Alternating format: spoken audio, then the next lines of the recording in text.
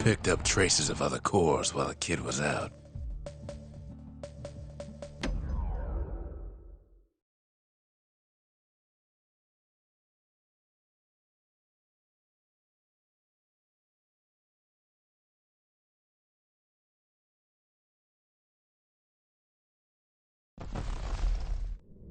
In better days, the melting pot was sealed tighter than the skin on a squirt.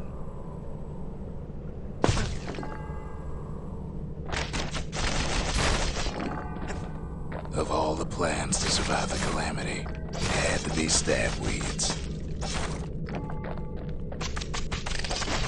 If there's a core, he figures it ought to be deeper down. Core's stuck inside one of those fancy cages.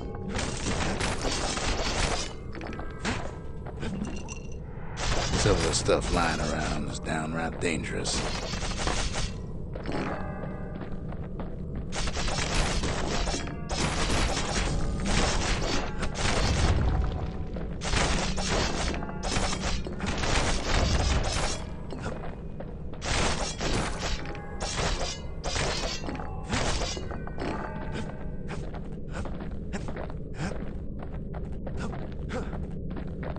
Ain't no easy way out of this mess.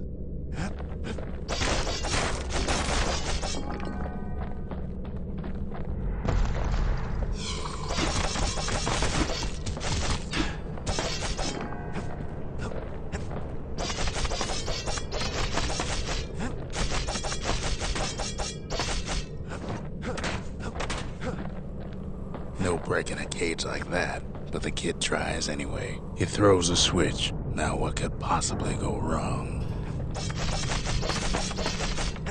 Quite a bit, as it turns out. The cage starts lifting from the core ever so slow. All kid can do is wait. Shipments start falling in.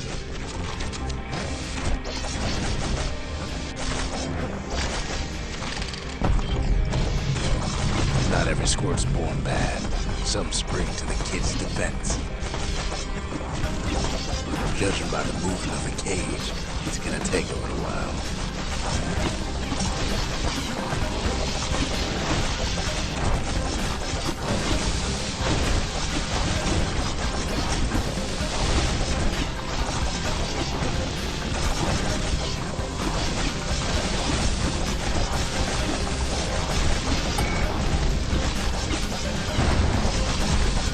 Scumbags don't take kindly to interlopers.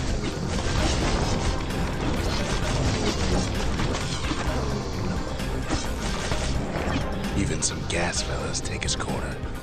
Heard he popped that mean old foreman.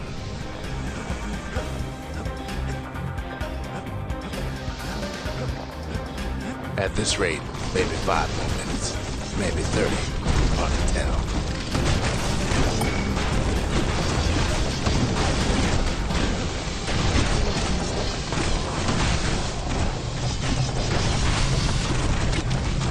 Squirts get real territorial around the core.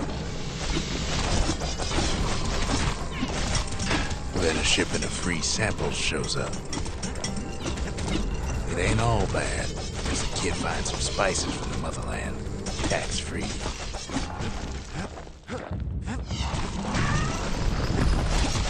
One thing's for sure, that cage is awful heavy.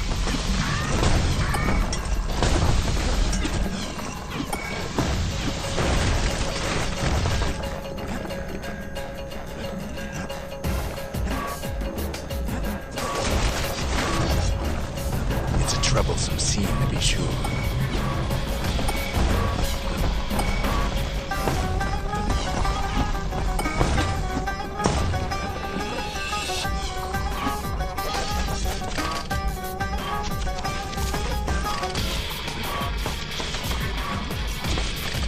A few moments left, and the core goes free.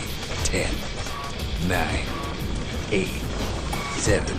You give or take a few seconds. Finally, the core's within reach. And done.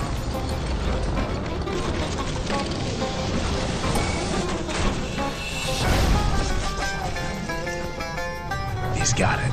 Just gotta get to the nearest barge.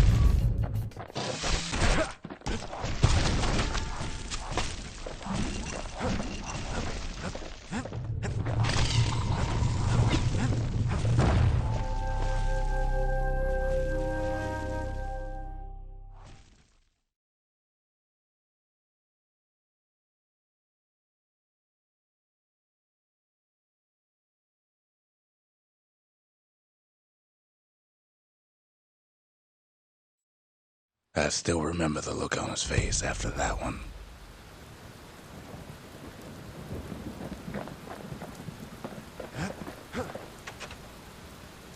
Folks voyaged across the boundless sea to found Ceylondia. It was good living here for a while. The old world's finished, but the new world's just getting started. A lot of things need fixing up in this world, and we can start right here. Turns out those old bones still have some spark in them.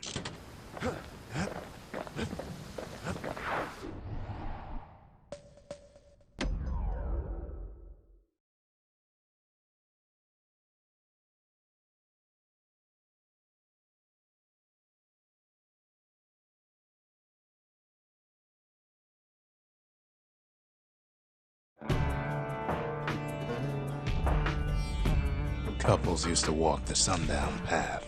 Kid ain't here for pleasure, though.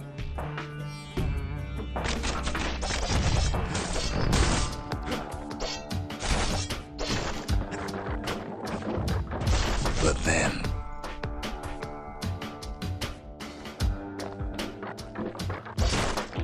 somebody gets to the core before the kid.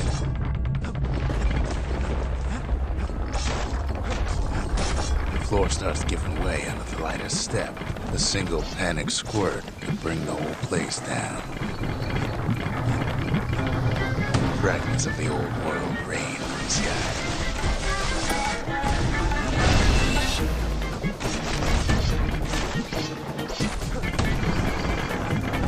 Stray valuables are lying everywhere. Security is all fired up.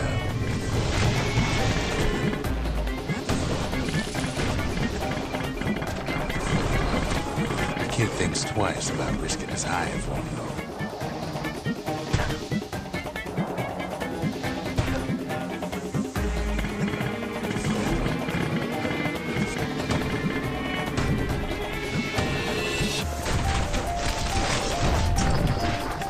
See, the path was intended for leisurely strolling and such.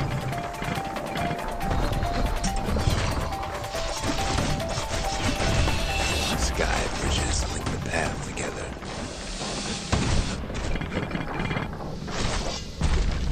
One of them bridges whips the kid along. Finds a spyglass, like the ones they'd use to search the stars.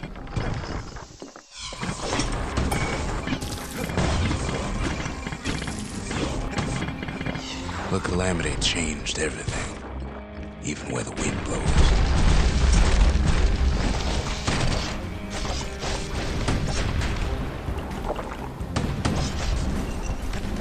Well, if we mastered the winds in the old days, we can do it again.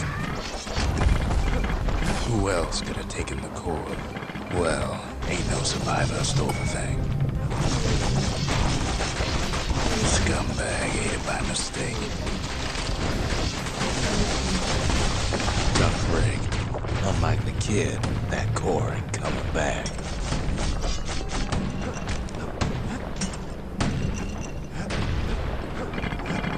Know they used to ship live munitions down the path. Find time to find them.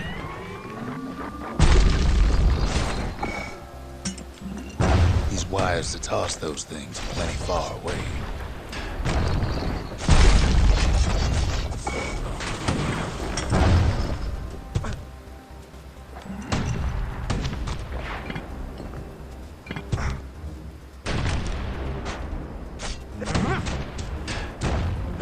Even gas fellas need some shut-eye from time to time. They get real cranky when you wake them up. all his toil, Kid keeps coming back to an overwhelming question. Who else could have survived the calamity?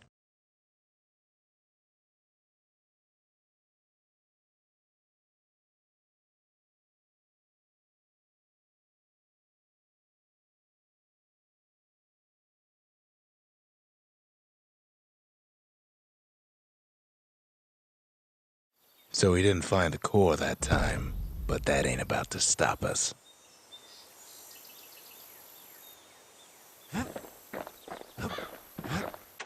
We could always see the stars. We just never could reach them, no matter how high we built.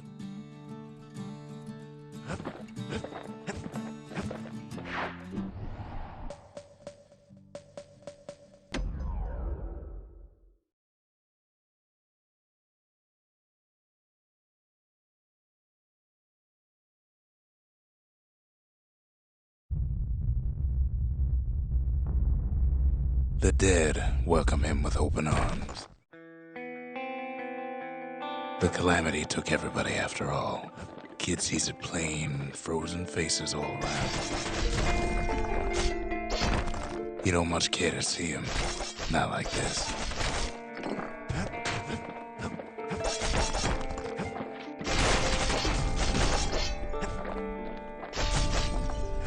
These folks never saw the calamity coming. But someone did. Someone close.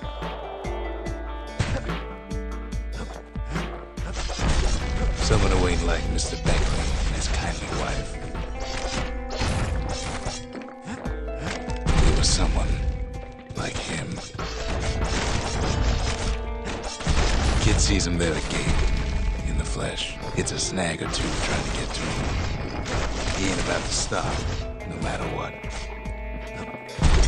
He's got so many questions, after all.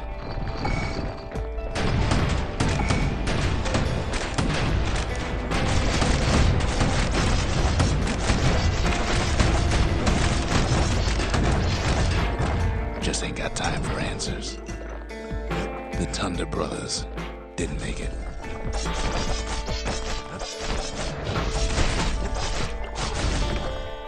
They never saw what it was like beyond the walls. Nor did the bird boy. Didn't make it. The Jawsons, they didn't make it.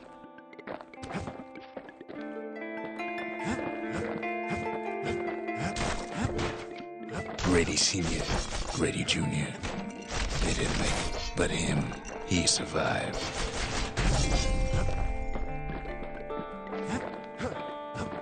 Kid finds proof enough that man ain't from around here.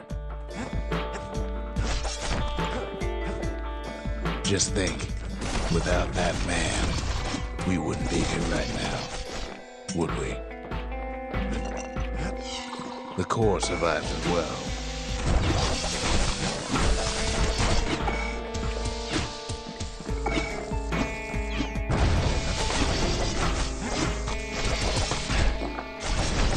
Kid does what he has to do. And then, what do you say to a man who's seen too much?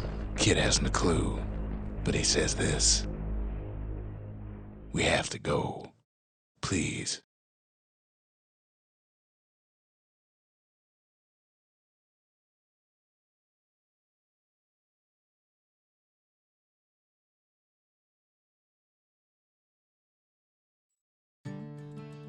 He's a proper gentleman, that man. His name is Zulf. No hiding he's an Ura. Folks like him ain't never been a common sight in Caelondia. He's relieved to see a living face or two. The kid and I introduce ourselves in kind. Both to him and to each other for the first time.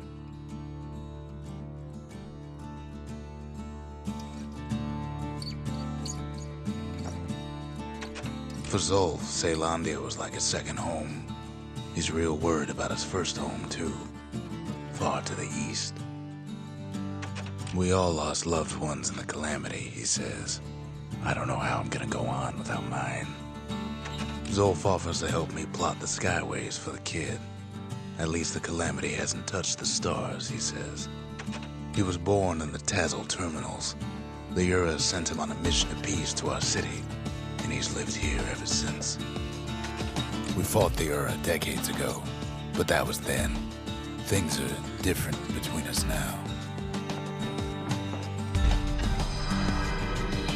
The cores, they remember. That's why this place is coming together. That's why things are gonna be all right. Well, look what we have here.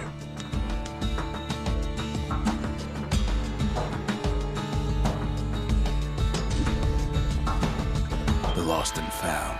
Here, Kid takes fragments of the old world and makes them whole again.